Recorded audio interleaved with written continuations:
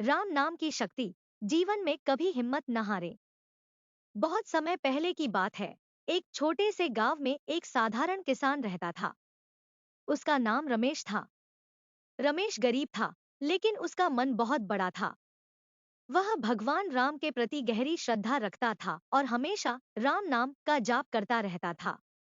उसका विश्वास था कि जीवन में चाहे कैसी भी कठिनाई आए, राम नाम से हर समस्या का हल संभव है। संघर्ष की शुरुआत। रमेश के पास खेती के लिए थोड़ी सी जमीन थी, लेकिन पिछले कुछ सालों से बारिश ठीक से नहीं हो रही थी। उसकी फसलें लगातार बर्बाद हो रही थी। धीरे धीरे उसके घर की स्थिति खराब होने लगी। कर्ज चढ़ गया और परिवार का पेट पालना भी मुश्किल हो गया।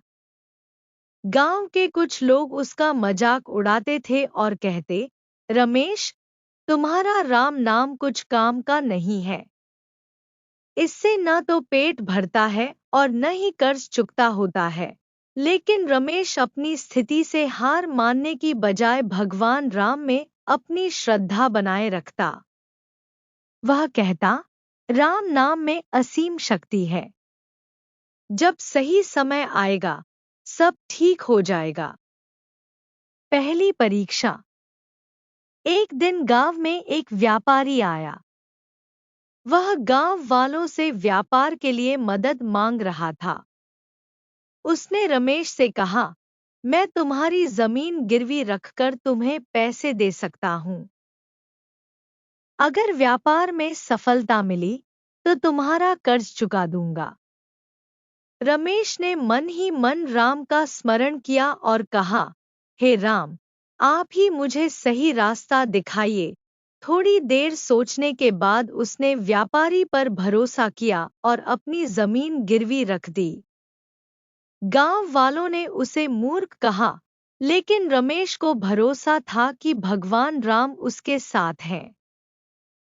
गांव वाले उसकी इस मदद से बहुत प्रभावित हुए। उन्होंने कहा, रमेश, तुम्हारी सेवा भावना और राम नाम का जाप सचमुच अद्भुत है। हम तुम्हारी मदद करना चाहते हैं। गांव वालों ने मिलकर रमेश को नया घर बनाने में मदद की। इसके साथ ही उन्होंने उसकी खेती के लिए बीज और उपकरण दिए। रमेश की मेहनत और राम नाम में उसके विश्वास ने उसे फिर से खड़ा कर दिया। राम नाम की विजय। कुछ समय बाद व्यापारी ने रमेश को खुशखबरी दी। उसने बताया कि उसका व्यापार अब सफल हो गया है और उसने रमेश का कर्ज चुका दिया। रमेश की जमीन भी उसे वापस मिल गई। गांव वाले जो कभी उसका मजाक उड़ाते थे, अब उसकी प्रशंसा करते थे। वे कहते, रमेश, तुम्हारा विश्वास और राम नाम की शक्ति ने तुम्हें इस मुश्किल समय से बाहर निकाला।